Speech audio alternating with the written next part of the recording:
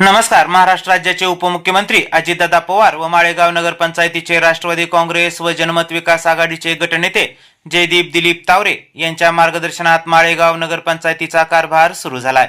1 नगराध्यक्ष व 17 नगरसेवक असलेल्या या नगरपंचायतीकरिता 2 स्वीकृत नगरसेवकांची नियुक्ती केली जाणार आहे. त्या अनुषंगाने सध्या माळेगावात उलटसुलट चर्चांना उधाण आलं असून पक्षासाठी निस्वार्थपणे झिजलेल्या, निवडून येण्याची पात्रता असताना देखील दादांचा शब्द शीर्षावंद मानित थांबलेल्या राष्ट्रवादीच्या कार्यकर्त्यांना दादा संधी देणार की मताची दलाली करून रोजीरोटी चालवणाऱ्या गावंढळ, अल्पशिक्षित व पक्षाशी वारंवार गद्दारी करणाऱ्या अवसानघातकी लोकांना संधी दिली जाणार, अशी जोरदार चर्चा रंगताना दिसते. कारण सध्या माळेगाव नगरपंचायतीत निवडून आलेले जवळपास सर्वच्या सर्व नगरसेवक हे उच्च शिक्षित आहेत.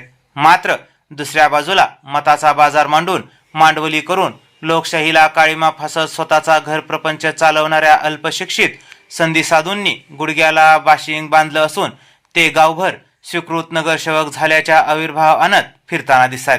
त्यामुळे माळेगाव नगरपंचायतीवर घेतले जाणारे 2 स्वीकृत नगरसेवक हे देखील उच्च शिक्षित असावेत, अशी भावना जनमानसातून व्यक्त होताना दिसते.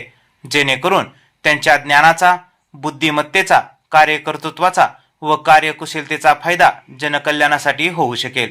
मुळातच माळेगाव सहकारी साखर कारखान्याच्या दणदणीत विजयानंतर नगरपंचायतीकरिता झालेली युती ही अभद्र युती असल्याची चर्चा निवडणूक काळात माळेगावात चांगलीच रंगली होती आणि ती माळेगावच्या सुज्ञ मतदार राजाने खऱ्या अर्थाने अभद्र युतीच होती हे सिद्ध देखील करून दाखवलंय.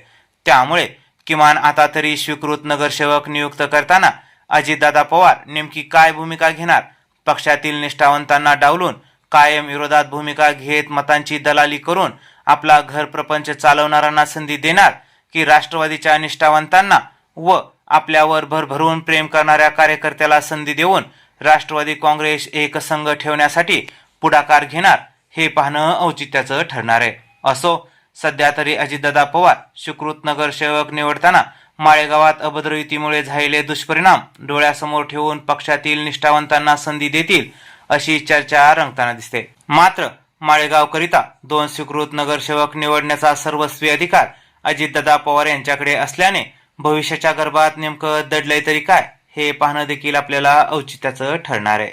चला तर भेटूयात पुढील भागात. तोपर्यंत चॅनलला लाईक करा, शेअर करा, सबस्क्राईब केलं नसेल सबस्क्राईब करा, बेल आयकॉनचं बटन दाबायला विसरू नका. धन्यवाद.